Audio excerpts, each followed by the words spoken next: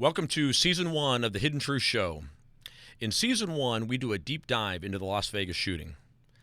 It's been over 9 months since the shooting, and we still don't know why he did what he did, whether he acted alone, was terrorism involved. We're still waiting for the FBI's report. In the course of our investigation, we stumbled upon his brother, Bruce. We landed the only interview with Bruce Paddock, brother of the shooter. We've learned through the course of our investigation that the Paddock family is a fascinating family. We interviewed a friend of the father. The father was a psychopath, con man, bank robber who wound up on the FBI's most wanted list. He left the family when the children were young. There are 4 kids. Stephen, the oldest, the shooter. Second oldest was Eric, who you may have seen his interview that he did in front of his home, a bizarre and rambling interview the day after the shooting. We cover it on the podcast and play the interview for you in its entirety. Then there's Bruce, who has his own criminal past, and in fact was facing child pornography charges at the time that we found him and interviewed him. He has since beaten those charges. And then there's Patrick, who works for the government in Arizona and has laid low. Bruce tells a fascinating story about when the 4 of them were called to their mother's house, and she told them for the first time that their father was alive. Until that time, she had led them all to believe that their father was dead. Bruce tells that story and how he and his brother hopped in a car for a road trip up to Oregon to go see their father for the first time. What happened next will shock you. You need to watch this video of our interview with Bruce. If you enjoy the interview, I highly suggest that you check out the Hidden Truth Show podcast, Las Vegas Shooter. I started my interview with Bruce by having him tell us what it felt like to learn for the first time what his brother had done. Okay, so tell me, what do you remember? You saw it on television, I assume? Yeah, I woke up at 2 o'clock in the morning for my 2 o'clock medicine, and I saw that, that CNN and every channel had this shooting, and I looked again, and they said Stephen Paddock, and I said, what? So I called my mom, and my mom answered the phone, and I said, is that Steve? And she said, I guess so. And I asked her, was he sick like me? And she didn't want to talk about it. See, most of this interview is not going to go very well. And I don't expect a whole lot of this to be aired because of my feeling for other people. I care more about the people that were hurt and what it's got to be like to sit on the wrong end of a gun. Why they sell these weapons. So what did she say as far as when you asked her whether he was sick? She didn't want to talk about it. So I hung up, and I saw that he'd killed a whole bunch of people. And I realized that being sick like me wouldn't make you want to kill a bunch of people or even shoot at them. So you think you kind of understand what was going on in his head? That I do? Yeah.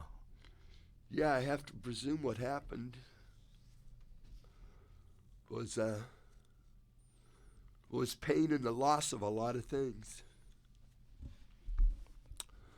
The loss of the ability to control everything because he was always the controlling brother. He's 7 years older than us and raised us, took care of us. He was the father.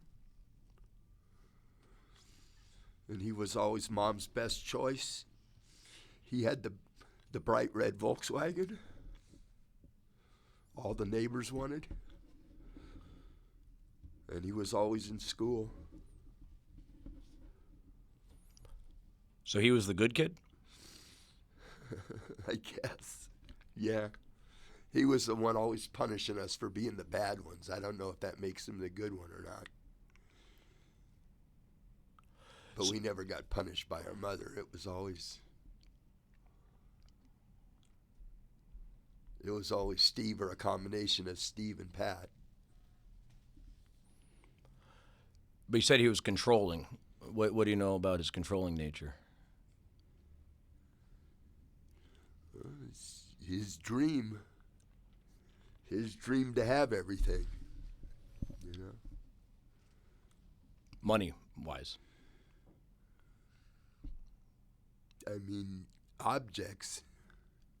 He always had to have, you know, looking up at the crystal on the counter tops going, yeah, all that's mine when in the inheritance. When she passes away, everything's mine, you know. All in his mind that the whole world was his.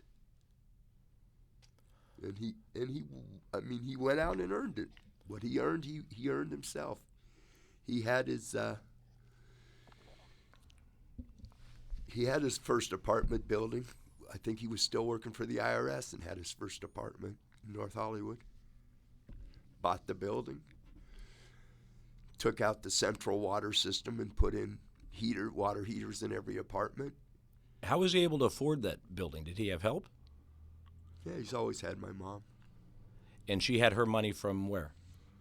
My mom's always worked for a living. She worked for Semco, Scientific Engineering. But as a secretary, right? Yeah, well, she was a partner. Ended up being a partner, ended up taking a bunch of the stock.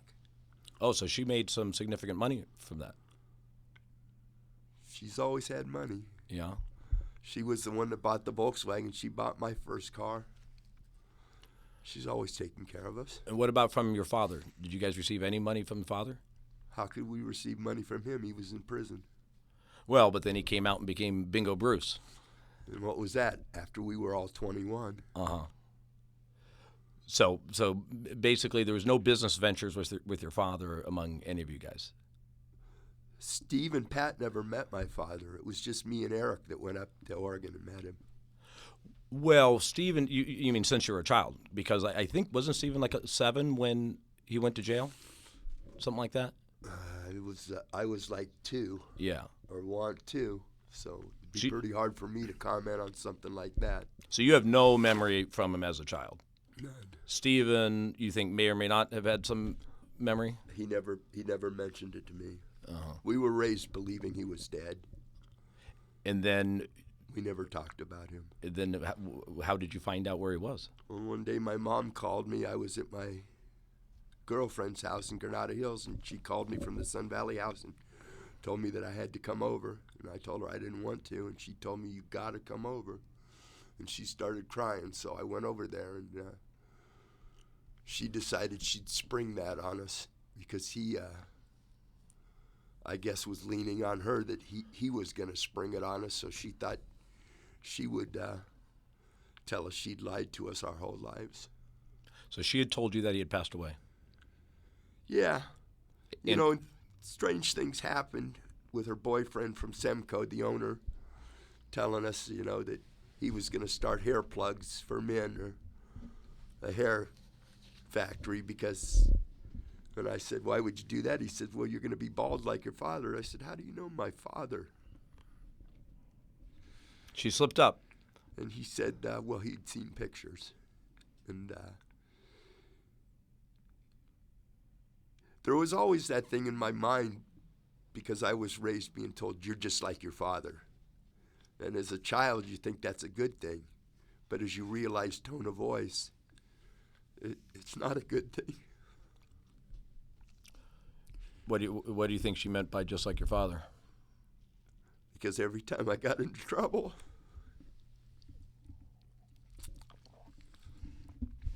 I was just like my father. Did you guys have any father figure growing up? Any stepfathers, or she have boyfriends or anything? No, Sam from Semco was the only boyfriend she ever had. Mm-hmm. And that was just, he'd come over once in a while and brush his teeth with a washcloth in the sink. That's all I remember. With a washcloth? Yeah, well, in the morning he'd be... I guess he didn't have a toothbrush there, so... Yeah, just whatever. What was Semco, by the way? What kind Scientific Engineering and Manufacturing Corporation. What did they make? thermocouples for aircrafts. Oh, wow. So it's a significant business. Yeah, well, I would presume so. I was pretty young. So he's the one, paid the bills. he was the one that tipped you off that your father was alive. No, he didn't tip me off that he was alive. He tipped me off that there were pictures of him that I realized then that there were no pictures or anything of him in the house or in any of the pictures. There was a picture of a red Corvette, I think, was as far as I knew anything about my father. And Okay, so how did you track him down? I didn't. My mom told me that he was alive and that he was living in Oregon and that he wanted to talk to us. And I said, well, you got my phone number. You got to tell me, what was it like to learn that your father was alive when you had thought all this time that he was dead? You don't want to hear what I think. It was good thoughts or bad thoughts? Well, it's not very good when you find out your mom's been lying to you your whole life. Mm-hmm. So you're obviously upset with her, but on the other hand, I didn't talk to her for 25 years. Oh, wow. Because of that? That answers that. Yeah. But you decided you want to meet him. I don't know if it's that I decided I wanted to meet him or I wanted him to meet me. I think it's more I wanted him to meet me. I don't want to meet people. I want them to know who I am. And how old were you at the time? 21. Okay. So who found his well, he had reached out apparently wanting to meet you guys? Yeah. And Stephen wasn't interested in meeting him. No, Steve and Pat were all on their own. I mean, Pat, I think, was in the Air Force then, and Steve was many years older. He was all, he walked out of the house. We all walked out of the house. There was nothing to discuss. She told all four of you at the same time? Yes. She got us all together. I was gone from the family at that time and out on my own, living my own life. She had to, like I said, she had to twist my arm. Do you remember what Stephen's reaction was? I didn't look at anybody else. I've always been the loner. I lived in the garage. I've been a mechanic my whole life. I was more interested in picking stuff out of people's trash and taking it apart to figure out how it worked. So you and Eric go up to Oregon, right, to meet him? Yeah, we took my dually up there. You took what up there? My dually. Oh, that's a car? My truck. Okay. I don't know a dually. Dually's like a truck that you pull a boat with. Big truck with dual rear tires. Oh, wow. So that must have been some trip. You and your brother driving up from L.A. up to Oregon, knowing you're about to meet your father for the first time. Yeah, more on a scenic venture. It didn't last long. It sounds like a movie, right? Yeah. What do you mean it didn't last long? We hung out a day or so, and he ran his mouth about being an outlaw and wanting to show me pictures and this and that of his life, and I wanted nothing to do with it. There's all these things that he's apparently claimed that he had been: a Dixieland band singer, a pilot, an auto racing crew chief, a member of the Chicago Bears, survivor of the World War II minesweeping, a wrestler named Crybaby, who traveled with Gorgeous George. I've never heard any of that. No? No. I heard he was a 3-time loser.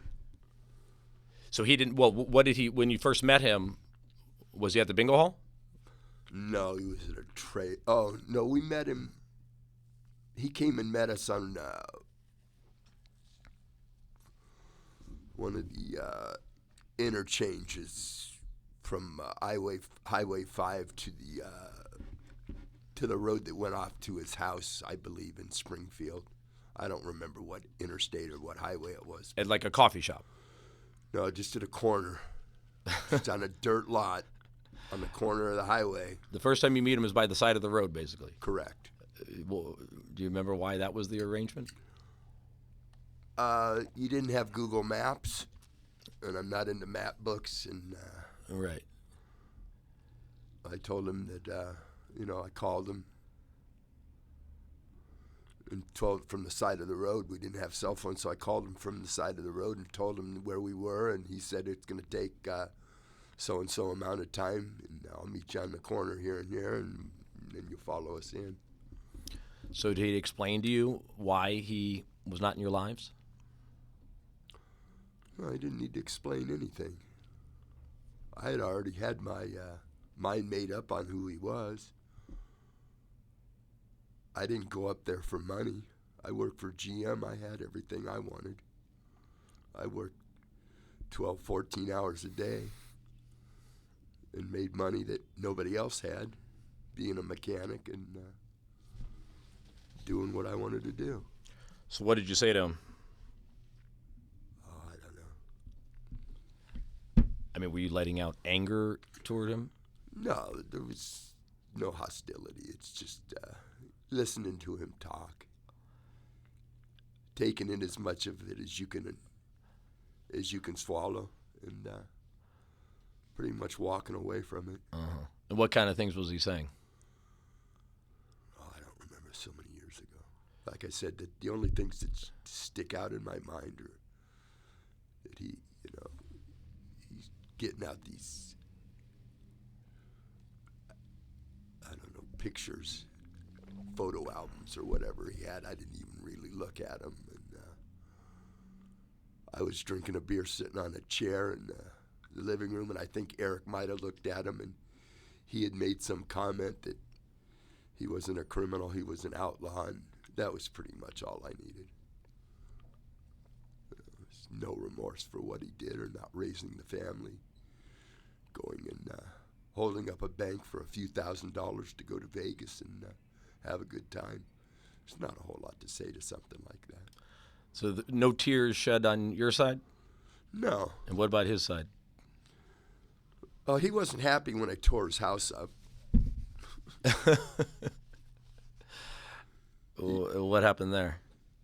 He had gone to the bingo parlor or something, and the phone rang, and my girlfriend, Ronell, had left a message on his machine that so-and-so and this happened or that happened, and I had never known they were talking, except for when he came down here.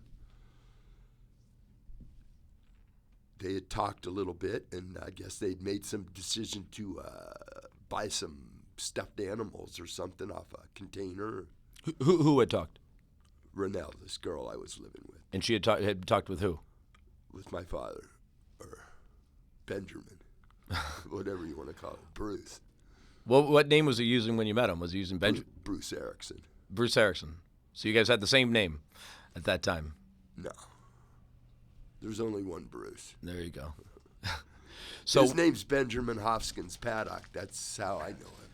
So you've confused me. How is it that your girlfriend was communicating with your dad?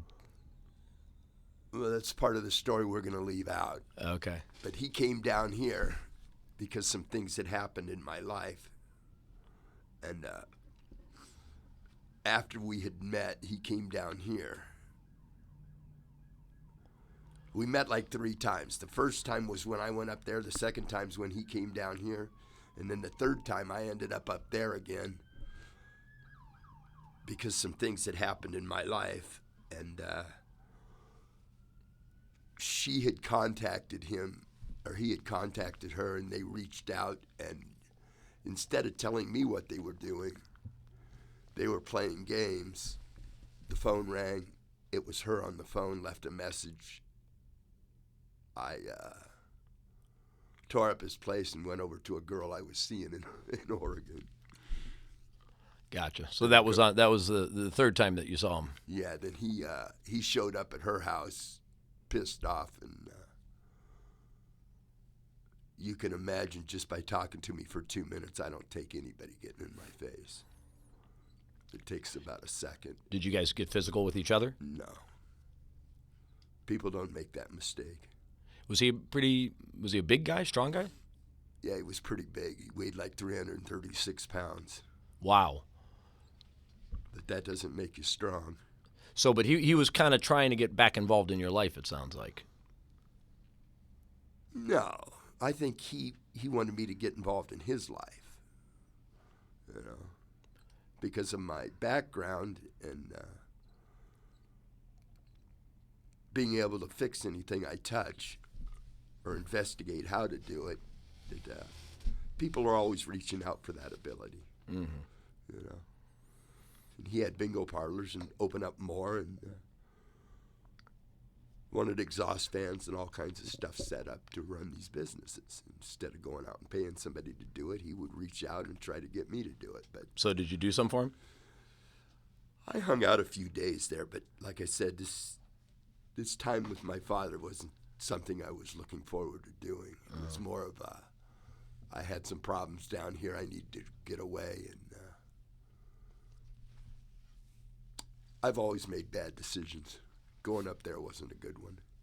So that third time that you saw him, was that the last time? That was the final straw. Yeah. Yeah. There was no conversation after he came over to the girl's house I was staying with up there. What did he do there? He came to the door, knocked on the door, and wanted to know what happened. And I told him what happened, and he turned around and walked away. He wanted to know why his house was all torn up, and I told him. You were pissed off with him communicating with your girlfriend. Or my ex-girlfriend, or whatever you want to call her. Right. You know, want to play games.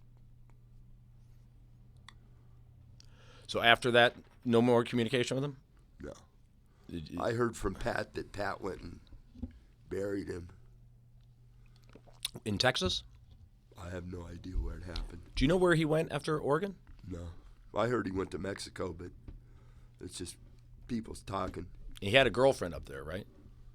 Yeah, she's the one that turned him in, I guess. That's what he told me. Uh-huh.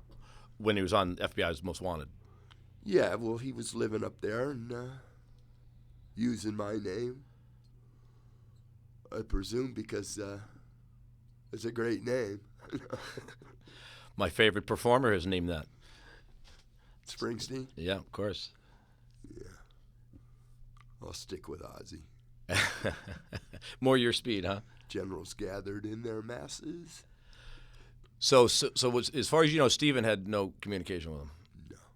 Steve had no communication with really any of us after. So you were talking about the money that he made in buying the apartment building. He had help from his mom, no help from Dad, obviously. He had help from the IRS. He worked for the IRS. Right.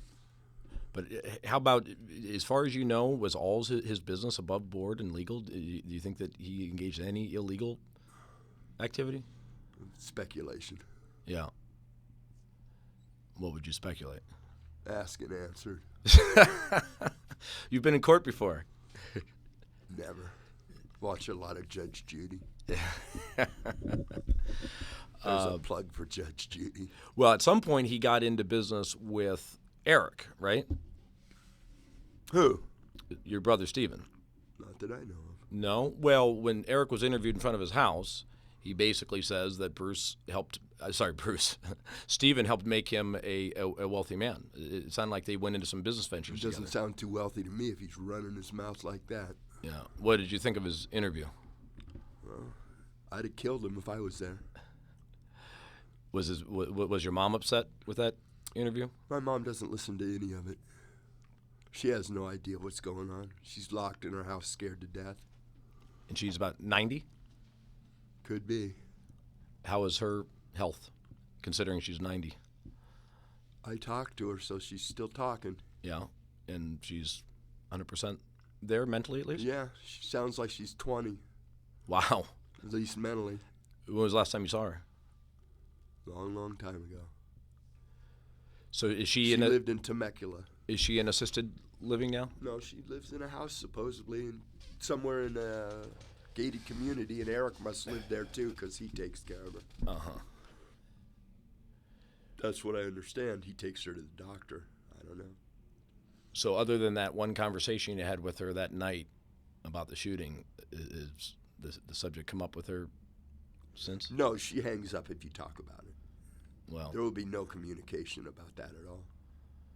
you could imagine. Even telling her that I wanted to talk to you guys and reach out and convey my sincerest condolences to the people that were families were destroyed by what he did. And we've spoken to many of them, and I think that they will genuinely appreciate what you said, you know. And we know that they're all searching for answers and looking for closure, and they've told us that finding out why this happened is important to them to get closure on it. I mean, I hate to make it sound so simple, but like Phil and I talk about, guns are a tool. When you sell tools at Home Depot, people use that hammer to hammer nails. Now you sell somebody a gun, it's a tool. They're going to shoot somebody with it. He had a long-standing love of guns, as far as you know? I presume so. I mean, how many people can buy guns like that? Well, he had plenty of money. You know anybody that? I don't know anybody. Plenty of money in buying guns like that do not run parallel. Why somebody would say something like that? Why would you even think something like that? But as I'd say it, people with plenty of money go out and help other people. They don't go out and buy guns. Yeah. People with billions of dollars, Bill Gates, people with Oprah, they go out and help other people. They don't go out and buy guns and put them in their closet, help themselves. Money's a disease. Guns are a tool. When you put that disease and that tool together, we pretty much see what happens. Why do you think all these kids now are standing up against the system? Because the system's not standing up for them. Why would you allow people to buy weapons? Why in this society? You know, because it's Nevada? We don't let people buy weapons here. When I was a kid growing up, there was a gun store on every corner. You know why there's not anymore? Because every gun that was sold killed somebody. How many guns do you own? 0. You see where I'm going with this? The microphone is your tool. You need to use the microphone to put an end to these fools that are allowing people to buy those weapons. But what does Stephen need the tool of guns for? He seemed to have plenty of money and everything else. Because he didn't have anything else. Why do people do stupid things? Because they don't have the right thing to do. He was off on his own. He lived his own life. Sure, he had money. That money ran out. You can only put so much money in Vegas, no matter how good at pushing a pencil you are. Sooner or later, Vegas is going to win. The odds are against you. You're supposed to go there, have a good time with a couple $100 and go home. You're not supposed to go there every weekend in your airplane and spend all the money that you're making, especially when you have a partner in this business venture. Meaning is your mother? Look at it any way you want to. We're going to keep her out of it. Yeah. Okay? Yeah. She did what she could. She raised 4 boys on her own back and did the right thing. We all stepped out of the boundaries, probably because our DNA came from somebody that stepped out of the boundaries. She probably hates herself for that. She's a girl. She made mistakes. She made it better by working hard and raising the 4 boys to the best of her ability. You can't put anything on her. He went out and did what he did over hookers and coke. There's only so much of that you can put up with in your life. You know, I had my girlfriends when I was younger. I did what I wanted to do. He just realized it a little too old. I mean, we can't even go into that. But did you ever interview her? Who? His girlfriend? Yeah. No. Do you know where she is? I don't know. But did he get even? Get even? She hurt him, he hurt her. Pretty much the game in life, isn't it? You think she broke up with him? Asked and answered. To hear the rest of the interview, go to the Hidden Truth Show podcast. In the second half of the interview, you're going to hear Bruce give his opinion, as only a brother can, as to what was going on in the head of Stephen when he did what he did. You're not going to believe his explanation. Follow us at the Hidden Truth Show podcast, wherever you listen to podcasts. Thanks for watching.